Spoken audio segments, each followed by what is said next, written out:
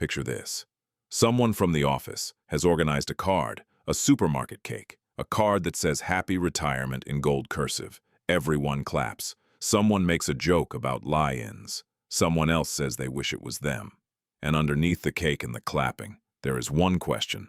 Nobody at that party is actually answering out loud. Does this person, the one blowing out a single candle on a Colin the Caterpillar, actually have enough money to make it to the end? Not the first year of freedom, not the honeymoon phase of finally sleeping in. The end. 20, maybe 30 years from now.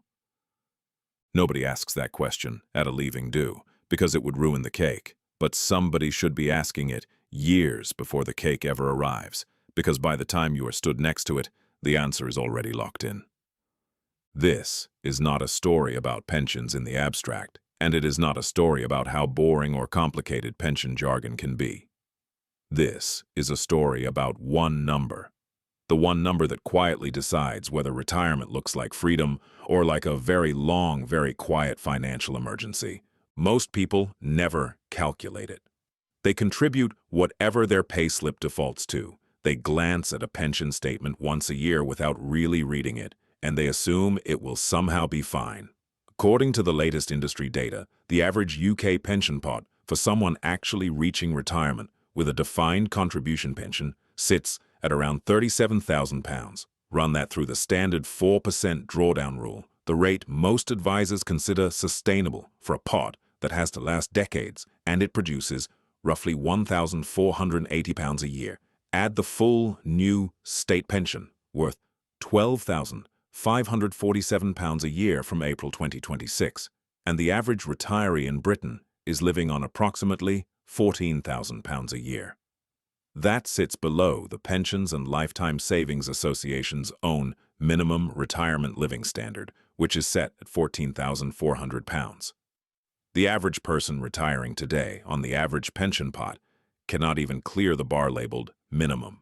So let's talk about what minimum, moderate, and comfortable actually mean, because the words sound similar and the money behind them is not. Minimum, according to the PLSA, covers your rent or mortgage if it's paid off, your food, your bills, and very little else. No car, 1 week's holiday in the UK a year, not abroad, £30 a month on eating out, which is one modest meal, maybe two. It is not poverty exactly, but it leaves almost nothing for the unexpected, and nothing at all for the things that make retirement feel like a reward rather than a holding pattern. Moderate adds a 2-week package holiday in Europe, a small reliable car, and enough flexibility that an unexpected bill, a broken boiler, a dental emergency, does not derail the entire month. It allows for a proper weekly food shop without constantly checking the total at the till, and a bit of money set aside to help grandchildren or gift to family without it costing you sleep.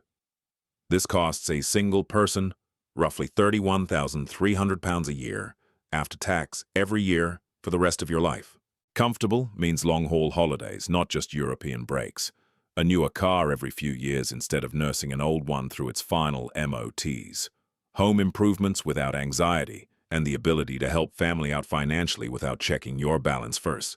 For a single person, that is £45,400 a year, and for a couple retiring together, it climbs to £62,700 combined.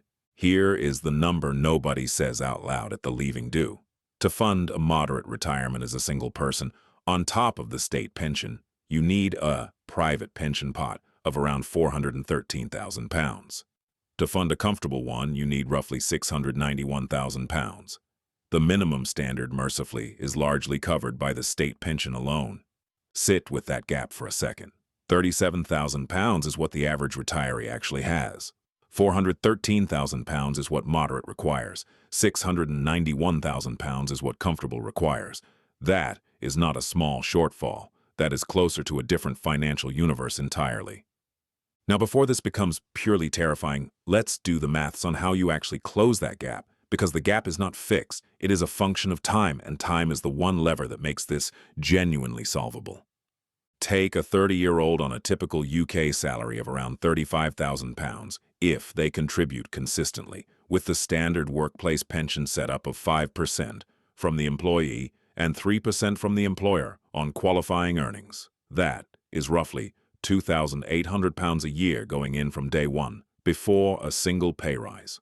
Let that grow at a realistic long-run average of 5% a year after fees for 35 years until they reach state pension age, and the maths alone builds toward a six-figure pot well before their 50s, without a single extra decision ever being made.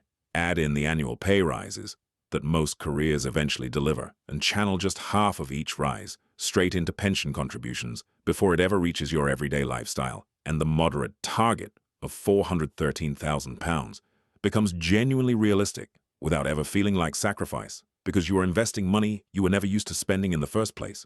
Compare that to a 45-year-old starting from close to zero.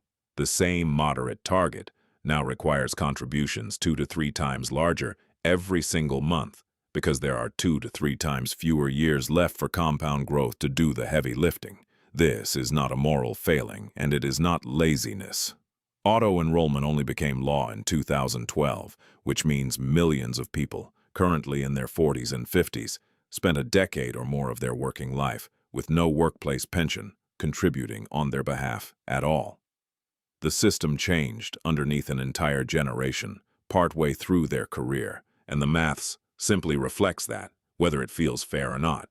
Here's the part that should genuinely change how you think about your own pension statement, the part that matters more than almost anything else in this entire video. Compound growth does not care how much you have right now. It cares how many years it has left to work. A 30-year-old adding an extra £100 a month at a realistic 5% annual return adds roughly £83,000 to their pot by retirement, from that £100 alone, compounding quietly in the background for over 3 decades. A 50-year-old adding that same £100 a month, with only 15 or so years left until state pension age, adds closer to £23,000. Same £100, same monthly discipline, same sacrifice at the till every time a direct debit leaves the account. Wildly different outcome, purely because of when the clock started ticking. This is why the advice to start early is not a cliche your parents repeat because they lack anything more useful to say. It is the single biggest lever in this entire equation. Bigger than salary, bigger than which fund you pick, bigger than almost any other decision you will make about money in your 20s or 30s. And there is a caveat that almost nobody factors in when they picture their number. These living standards assume you own your home outright by the time you retire, with no rent and no mortgage left to pay. If you are still renting in retirement, add somewhere between £6,000 and £12,000 a year to every single figure we have just discussed. The retirement calculation is not just about the pension pot. It is inseparable from whether you have solved housing by the time you get there. There is a second gap hiding underneath the average, and it falls unevenly. Women in the UK currently retire with roughly 35 to 40% less pension wealth than men, largely because of career breaks for childcare and a higher likelihood of part-time work, both of which quietly reduce years of contributions at exactly the point compound growth needed the most. And none of the figures we have used so far include the cost of social care later in life, which can run from £700 to £1,500 a week for residential care alone. The number we have been calculating is the number for an ordinary healthy retirement. Care costs, if they arrive, sit on top of it entirely. So where does that leave you? Not with a reason to panic, and not with a reason to assume it will somehow work itself out either. It leaves you with one genuinely useful action. The one thing every financial planner will tell you actually moves the number more than any single investment tip ever could. Find out your own 3 figures. Check your state pension forecast on the government's own website for free in about 10 minutes, using nothing but your national insurance details. Add up every pension pot you have ever had, including the small forgotten ones from jobs you left years ago, sitting untouched and unloved with old employers. Then compare that total, honestly, to the moderate and comfortable targets we just walked through for your own age and your own timeline. You may find you are closer than the averages suggest. You may find there is a genuine gap. Either way, you now know the actual number, instead of vaguely hoping the leaving do, the cake, and the card that says, "Happy retirement will simply take care of themselves when the time comes." Because the difference between a retirement that feels like freedom and one that feels like a slow-motion financial emergency was never really about luck. It was always about whether someone, at some point, actually sat down and worked out the number. If you learned something from this video, hit that subscribe button. I'll see you in the next one.